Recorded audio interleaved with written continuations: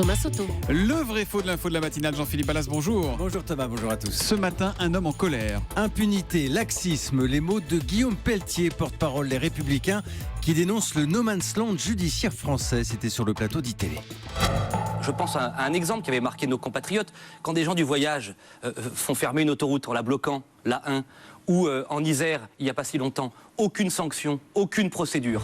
Aucune sanction, aucune procédure après le blocage de l'Ain, c'était au mois d'août dernier. C'est ce qu'affirme Guillaume Pelletier. Il dit vrai ou il dit faux ? Il dit faux, Thomas. Je peux même vous dire qu'il y aura un procès, audience prévue dans peu de temps d'ailleurs, les 4 et 5 février prochains, avec 12 prévenus. Il y avait déjà eu une série d'interpellations à la fin du mois de novembre. Bon, mais on parle quand même d'un blocage qui a eu lieu à la fin de l'été. On comprend mal pourquoi les arrestations n'ont pas eu lieu plus rapidement, le jour même. Alors, c'est intéressant, Thomas. Quand vous parlez avec des policiers ou des gendarmes qui interviennent sur ce genre d'événement, ils vous disent que l'urgence, c'est d'abord de rétablir l'ordre, lever le barrage, assurer la sécurité des riverains.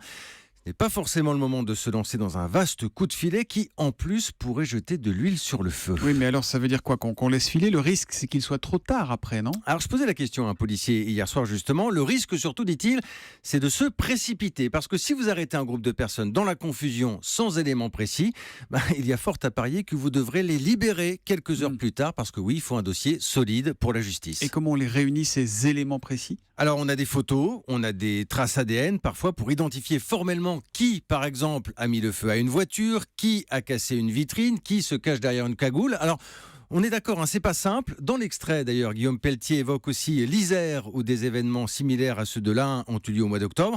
Il faut savoir qu'un hélicoptère survolait la zone, il a pris des images et une information judiciaire a été ouverte. Alors, cela peut prendre du temps, cela peut agacer, ok, mais c'est un passage obligé si l'on veut éviter qu'un dossier bâclé ne soit réduit en miettes devant un tribunal. Et là, pour le coup, on peut mettre les politiques et nous, les journalistes, dans le même sac. Des fois, tendance à être un peu trop pressé. Le temps médiatique et le temps de la justice, absolument, comme on dit. Absolument. Le vrai faux de l'info de la matinale, Jean-Philippe Ballas, tous les matins après le journal de 7h30 sur Europe 1. À demain, Jean-Philippe. À demain.